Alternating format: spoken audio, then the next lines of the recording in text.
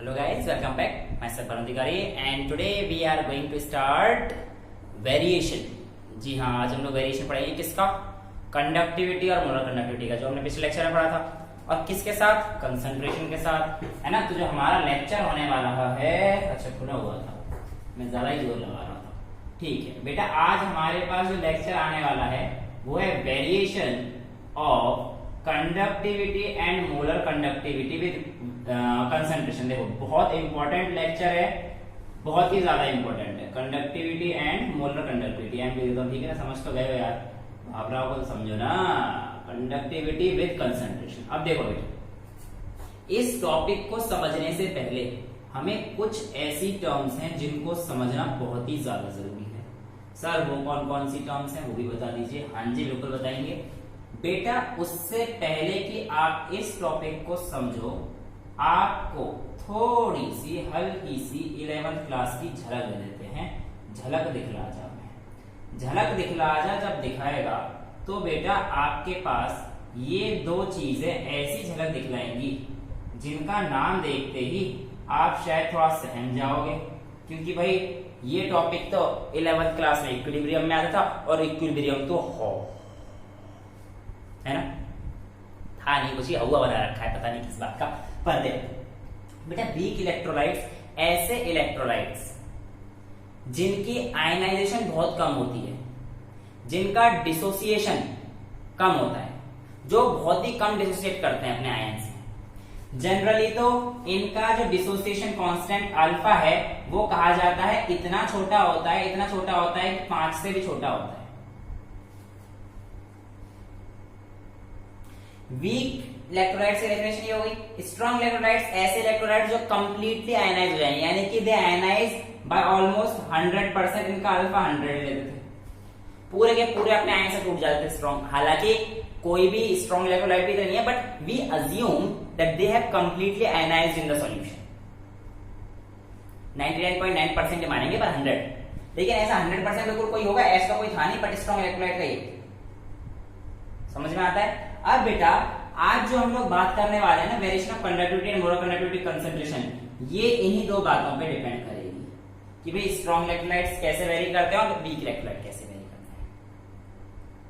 ठीक है, समझ आता है। देखो बेटा, वेरिएशन के लिए सबसे पहले तो मैं कंडक्टिविटी साहब को उठा लेता हूं, कंडक्टिविटी साहब को उठा लेता हूं, और दूसरा किसे उठा लेता हूं? Molar conductivity. एक साथ ले लेते हैं, कोई दिक्कत नहीं आनी चाहिए, क्योंकि कंफ्यूजन नहीं रहना चाहिए। देखो जहां पे भी कंफ्यूजन है मैंने आपको बोल रखा है, कमेंट बॉक्स आपका है, वहां पे डाल दो।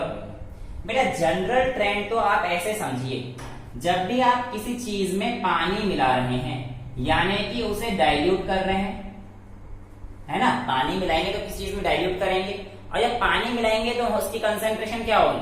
भाई अगर आप किसी भी एसिड में पानी मिला रहे हो तो डाइल्यूशन तो इंक्रीज हो रहा है, बट कंसेंट्रेशन तो कम हो रही है ना। यानी कि increase in dilution is related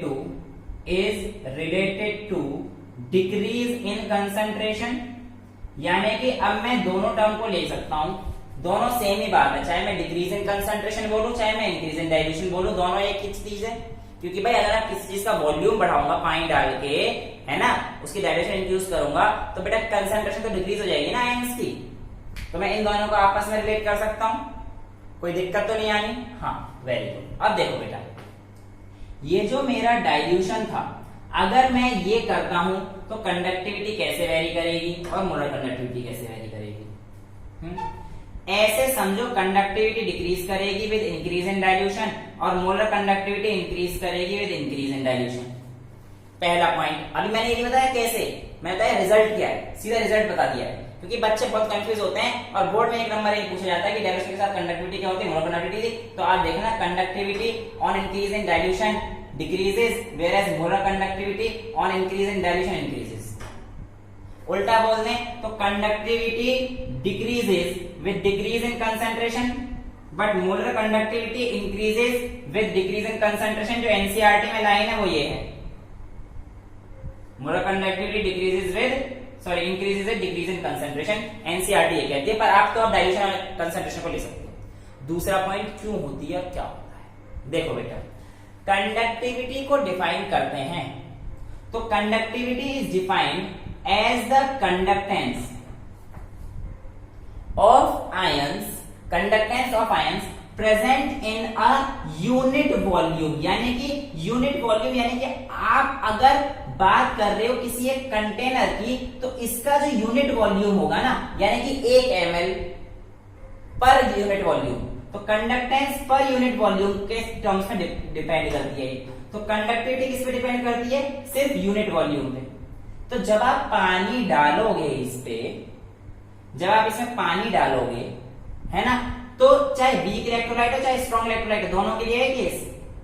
हाँ, conductivity decreases on increasing dilution for both weak electrolyte and strong electrolyte. अभी डिटेल में देखेंगे हम लोग, 2 लेक्चर आने वाले हैं इसके, बहुत बढ़िया। एक ही हो गया, इसके बाद आएगा, मजा आ जाएगा, बिल्कुल कॉन्सेप्ट ऐसे क्लियर रहेंगे। ठीक है, पढ़ते हैं फटाफट से। तो conductivity decreases with increasing dilution, है ना। अब देखो फटाफट से देखो बेटा, जब मैंने पानी डाला और इसके आयन सपोज करो x थे 1 यूनिट वॉल्यूम के पानी डालने से पहले, है ना। अब जब मैं पानी डालूंगा तो पर यूनिट वॉल्यूम तो उसकी कंसेंट्रेशन कम हो जाएगी ना। पानी डालने पर यूनिट वॉल्यूम तो उसकी कंसेंट्रेशन कम हो जाएगी। वॉल्यूम तो बढ़ गया पर यूनिट वॉल्यूम तो कम हो गई ना। पानी डालने पर dilution on increasing dilution the per unit volume ions decreases, और ये per unit volume ions decreases हो गए तो इस वजह से हमारे पास कंडक्टिविटी भी डिक्रीज होती है। समझ में आता है पहला केस? कोई दिक्कत? Yes, for both weak electrolytes and strong electrolytes. Although strong electrolytes में आयंस 100% होते हैं और इसमें बहुत ही कम आयनाइज होते हैं, but for both cases conductivity decreases on increasing dilution. दूसरे केस की बात करता हूं, मोलर कंडक्टिविटी। बेटा, molar conductivity is also defined as the conductance of ions. अब इसमें यूनिट वॉल्यूम नहीं, in volume V of solid, मतलब पूरे वॉल्यूम की बात कर रहा है यार। अब तो पूरे वॉल्यूम की, अब इसकी नहीं कर रहा, यूनिट वॉल्यूम की बात नहीं कर रहा, अब तो इसकी बात कर रहा है, पूरे वॉल्यूम। अरे पूरे वॉल्यूम में आप जब पानी डाल रहे हो तो आयंस भी बढ़ रहे हैं। अब पर यूनिट का तो चक्कर नहीं है कि पर यूनिट के हिसाब से तो घट रहे हैं, है ना। उस यूनिट के लिए तो अब यूनिट का तो खेल है ही नहीं, अब पूरे वॉल्यूम कंसीडर कर रहा है, तो नंबर ऑफ आयंस इस बार इंक्रीज होंगे। लेकिन आप मेरे से सीधे सवाल, सीधी बात कर सकते थे कि सर मोलर कंडक्टिविटी का फॉर्मूला जो आपने पढ़ाया था, मोलर कंडक्टिविटी में कंडक्टिविटी अपॉन कंसंट्रेशन आता था, और मोलर कंडक्टिविटी इस फॉर्मूले की तर्क पे देखा जाए तो कंडक्टिविटी के डायरेक्टली प्रोपोर्शनल है, और कंडक्टिविटी के डायरेक्टली प्रोपोर्शनल होने के कारण क्योंकि कंडक्टिविटी घटी थी तो ये भी घटना चाहिए था। ऑन इंक्रीजिंग डाइल्यूशन कंडक्टिविटी घटी थी तो ये क्यों नहीं घटा? बेटा आपकी बात बिल्कुल सही है, आपका सोचा गया सवाल बिल्कुल सही है। हालांकि सोचा मैंने, सवाल ही मेरा, जवाब भी मेरा, पर किसी के भी दिमाग में आया होगा तो बिल्कुल सही सवाल है। लेकिन इस बात का जवाब देगा आपका भाई देगा जवाब, टेंशन काहे लेता है? ये देखो, ये सिर्फ और सिर्फ इसका क्यों देखते हो? जब आप इतनी गौर से इसको देख ही रहे हो तो नीचे भी तो देख लो, ये कंसंट्रेशन है, नीचे भी तो देख लो कंसंट्रेशन है। कंसंट्रेशन होता है number of moles of solute per unit volume upon volume.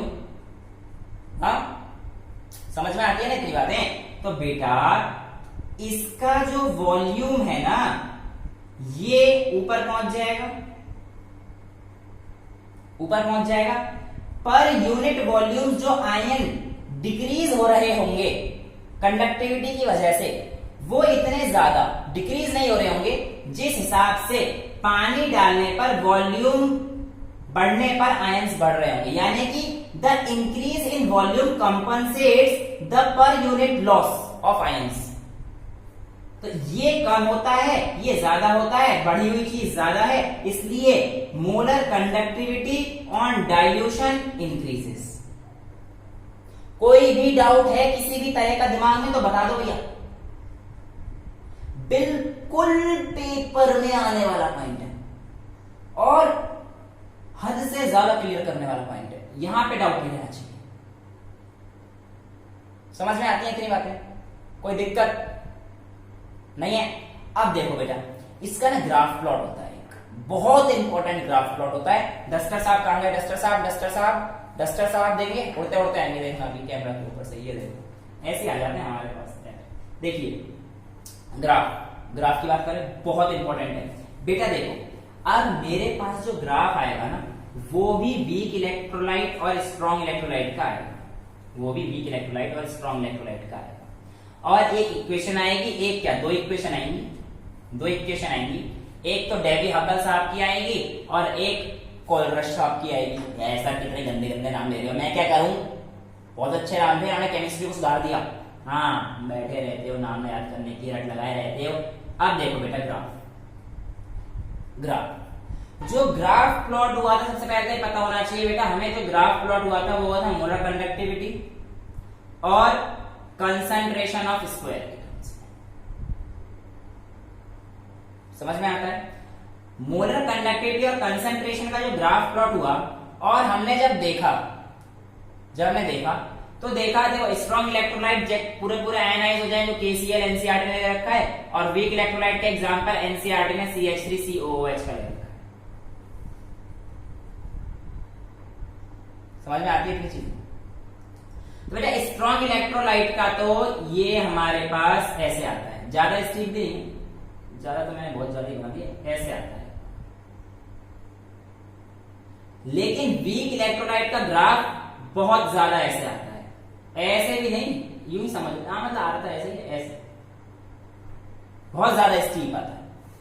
इसके पीछे का रीजन, बहुत बड़ा रीजन, आप पूछोगे सर ऐसा क्यों हुआ, उसको भी समझाता हूं। देखो मैंने अभी अभी आपको स्ट्रॉन्ग इलेक्ट्रोलाइट और वीक इलेक्ट्रोलाइट से इंट्रोड्यूस कराया था ना। अब इसमें जो स्ट्रॉन्ग इलेक्ट्रोलाइट था, ये पूरा का पूरा 100% आयनाइज हो रहा था, लगभग 100% आयनाइज हो रहा था, और ये बहुत ही लो आयोनाइजेशन दिखा रहा था, काफी कम आयनाइज हो रहा था। ऑन इंक्रीज इन डाइल्यूशन, देखो इधर से इधर कंसंट्रेशन अगर बढ़ रहा है, अगर इधर से इधर कंसंट्रेशन बढ़ रहा है, तो बेटा इधर से इधर तो कंसंट्रेशन घट रहा है ना। From moving right to left the concentration decreases, इधर से इधर कंसंट्रेशन तो डिक्रीज कर रहा है, इसका मतलब डाइल्यूशन तो इंक्रीज कर रहा है ना। कहीं पे अगर कंसंट्रेशन कम है, इसका मतलब डाइल्यूशन ज्यादा है वहां पर, सिंपल सी बात है यार, समझ आ रही है ना? हाँ, अब देखो जब हमारे पास स्ट्रॉन्ग इलेक्ट्रोलाइट है और वीक इलेक्ट्रोलाइट है, स्ट्रॉन्ग इलेक्ट्रोलाइट तो बहुत ज्यादा आयनाइज कर रहे थे। जब हमने इसमें पानी डाला तो यार जो पहले से 100% स्ट्रॉन्ग इलेक्ट्रोलाइट आयनाइज है, उनमें ज्यादा फर्क नहीं पड़ता, कुछ फर्क पड़ता है। और वो भी क्यों पड़ता है? क्योंकि जैसे हम लोग पानी मिलाएंगे ना, तो इस वाटर नामक प्राणी का, इस वाटर नामक सॉल्वेंट का बहुत ज्यादा डाइइलेक्ट्रिक कांस्टेंट होता है, जिसकी वजह से ये इनके बीच के इंटर आयनिक, जैसे KCl है, इनके बीच की इंटर आयनिक अट्रैक्शन को थोड़ा सा कम कर देता है, और जिसकी वजह से ये ions are generally free to move. इसकी वजह से थोड़ी सी कंसंट्रेशन में चेंज आता है, और वो चेंज हमें इस तरीके का दिखता है, वरना चेंज नहीं होता, ऐसे दिखता है, सीधी लाइन तो नहीं आई, हल्का सा चेंज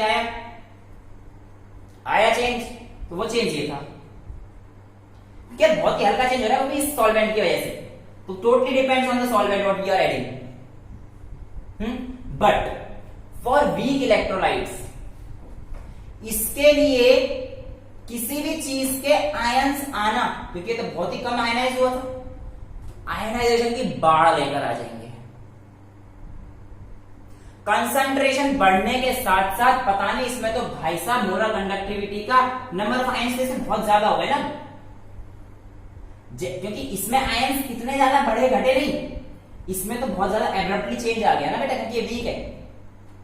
तो वीक में जो हमने ग्राफ देखो, स्टीपली इंक्रीज, स्टीपली डिक्रीज और स्टीपली जा रहा था, तो ये हमारे पास स्टीपली का ग्राफ ऐसा आ जाता है। इसलिए वीक इलेक्ट्रोलाइट ऐसे एक रेक्टेंगुलर हाइपरबोला का ग्राफ बोल सकते हैं इसे, अगर आपने थोड़ी सी भी फिजिक्स पढ़ी है।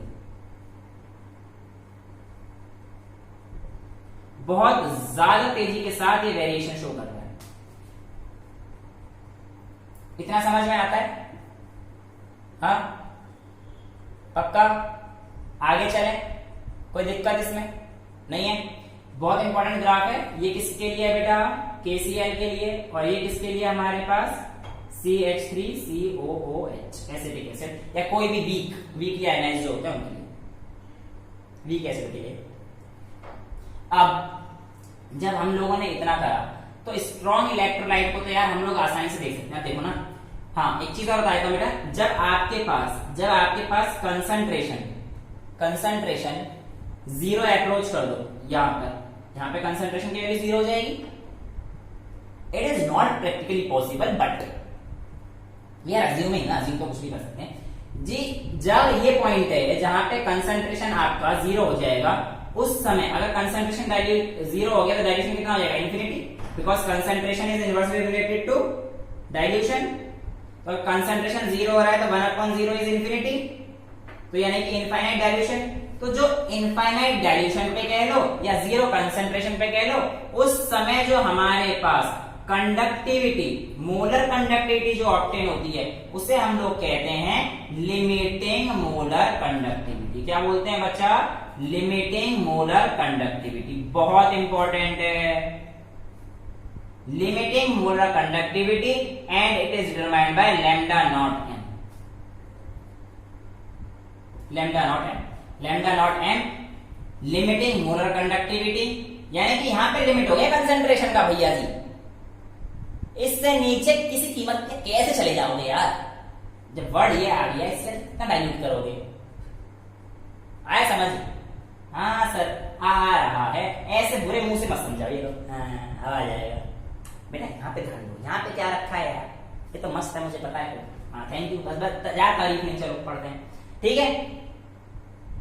अब ये जो स्ट्रॉन्ग इलेक्ट्रोलाइट हैं KCl साहब, इनके लिए एक इक्वेशन आई थी जनाब के लिए, जो किस साइंटिस्ट ने दी थी? Debye Huckel Onsager. अरे आजा भैया, Debye Huckel Onsager equation, ये साइंटिस्ट है डेबी हकल ऑन सेजर साहब। इनकी इक्वेशन आई थी बट इट वाज वैलिड, पहले ही सुन लेना, it was valid for strong electrolyte. बहुत इंपॉर्टेंट, बहुत ही ज्यादा important, only for strong electrolyte. क्या कहती थी ये इक्वेशन? ये कहती थी किसी भी स्ट्रॉन्ग इलेक्ट्रोलाइट की molar conductivity, limiting molar conductivity के साथ जो वेरी करती है वो ऐसे करती है। AC 1/2 लिख लो या A√C लिख लो, कुछ भी लिख लो, कोई दिक्कत नहीं। पहली बात ये। अब इसे अगर मैं कंपेयर करूं, ऑन कंपेयरिंग बेटा, इसे कंपेयर कर दो किसके साथ यार? y = mx+c आती है ना अपने पास एक इक्वेशन स्ट्रेट लाइन की, y = mx+c। हाँ इसके साथ कंपेयर करो, फटाफट से करो तो क्या आएगा? y = अब देखो mx+c, mx इस वैल्यू को ले सकते हैं ना, और यहाँ पे जो m होता था वो क्या होता था? स्लोप। तो यहाँ पे a क्या आ जाएगा? a is the slope minus a, यानी कि नेगेटिव स्लोप दे रहा है। देखो नेगेटिव स्लोप ही तो है इसका, थीटा 90 से ज्यादा, तो थीटा जिस वैल्यू 90 से ज्यादा होती है इसका नेगेटिव स्लोप होता है। तुम्हें पता है यार, अगर ये ऐसे है तो पॉजिटिव स्लोप, ऐसा है नेगेटिव स्लोप, तो हमारे पास ऐसा है तो नेगेटिव स्लोप, तो minus a is the slope. और x क्या है यहाँ पे? y = mx। x तो हमारे पास कंसंट्रेशन ही है, उससे कोई दिक्कत नहीं है, x इज द कंसंट्रेशन, है ना। और c क्या है? c क्या है? जल्दी बोलो। लिमिटिंग मोलर कंडक्टिविटी, यानी कि C is the limiting molar conductivity, limiting molar conductivity. तो आप कर सकते हैं इसको y = mx+c के साथ, ठीक है। तो ये इक्वेशन ये आ जाएगी। अच्छा, यानी कि इसका स्लोप नेगेटिव है। अब मैं अगर आपसे कह दूं जब ये टर्म जीरो हो जाए, हो सकती है मैंने देख लिया, ये टर्म जीरो हो जाए, if lambda nought m is equals to 0, of लैम्डा m इज इक्वल्स टू माइनस ऑफ AC की पावर 1/2, ये हो जाएगा, कोई दिक्कत नहीं है। तो इसकी मदद से हम लोग किसी की भी मोलर कंडक्टिविटी निकाल सकते हैं ऑफ स्ट्रॉन्ग इलेक्ट्रोलाइट। बार बार बोल रहा हूं स्ट्रॉन्ग इलेक्ट्रोलाइट। आपके एनसीईआरटी में एक एग्जांपल दे रखा है, शायद 3.6 है, 3.6 ही है, उस एग्जांपल को इसी फॉर्मूले से यूज किया है, इसी फॉर्मूले से यूज किया है। और देखो उस एग्जांपल में यार मेरे को पूरी वैल्यूज तो याद नहीं है, बुक लेने भी जाऊंगा तो पता ही नहीं होगा कहाँ रखी होगी, मेरी किताबों का पता नहीं होगा। मैं आपको बताया तो यहाँ पे 1 2 3 4 वैल्यूज दे रखी हैं और यहाँ पे कंसंट्रेशन की वैल्यूज दे रखी हैं, ऐसी 4 या 5 जितनी वैल्यूज दे रखी हो, समझ रहे हो। तो ये हमारे पास वैल्यूज आ गई कंसंट्रेशन की। अब कंसंट्रेशन की जो हमें वैल्यूज दे रखी है ना बेटा, इसको सबसे पहले तो हमें इसी ग्राफ की मदद से यूज करना होगा। कैसे बेटा, ये जो वैल्यूज दे रखी है कंसंट्रेशन की दे रखी हैं और जो हमारा ग्राफ बनता था वो बनता था लैम्डा एम और कंसंट्रेशन हाफ कह लो या कंसंट्रेशन का अंडर रूट। तो इनको तो ऐसे ही रहने देना,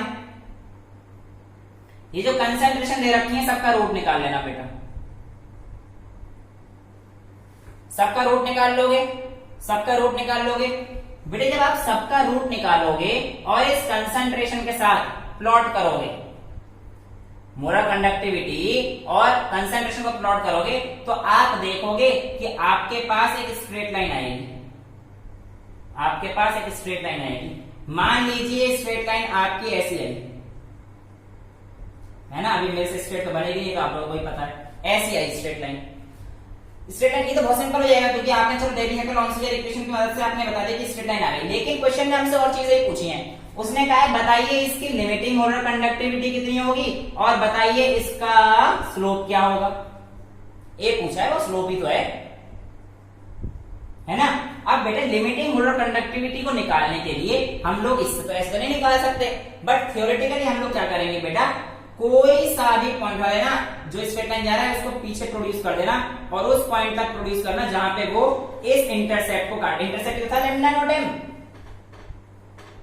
सी इज द इंटरसेप्ट। तो ये जो था वहां पे y = mx + c वाले में, तो ये पॉइंट आ जाएगा जहां पे जो वैल्यू काटेगी ये लैम्डा नॉट एम की वैल्यू होगी, जो आपकी बुक में पक्का 150 पॉइंट समथिंग आ रही है। और पूछा है a क्या होगा, a कैसे निकालोगे, फटाफट से लगा दो भाई ये वाली equation, lambda m = lambda nought m - a c की पावर हाफ। ये 0 कर देंगे उस पॉइंट पे, a की वैल्यू क्या हो जाएगी, लैम्डा m, लैम्डा नॉट नहीं है, लैम्डा m अपॉन कंसंट्रेशन की वैल्यू हाफ। किसी भी एक पॉइंट को पकड़ना, उसका लैम्डा m और उसकी कंसंट्रेशन देख लेना उस पॉइंट पे, जैसे कि यहाँ पे 147.1 समथिंग जो दे रखी है उसको निकाल लेना, क्योंकि रूट निकालना, रूट निकालने के बाद ही करना, और आपको -a की वैल्यू मिल जाएगी। यही आपसे क्वेश्चन में पूछा है, जिसकी वैल्यू 86 या 87 के बीच में, 86 पॉइंट समथिंग 87 पॉइंट समथिंग आती है। अगर आपको ये क्वेश्चन समझ में नहीं आया तो कमेंट बॉक्स में डाल देना, दोबारा समझाऊंगा। और इसके बाद जो बचते हैं ये स्ट्रॉन्ग इलेक्ट्रोलाइट के लिए सिर्फ valid for strong electrolyte only, weak electrolytes के हम लोग अगले लेक्चर में लेके आते हैं। लेक्चर समझ में आया? Thank you so much, bye, take care.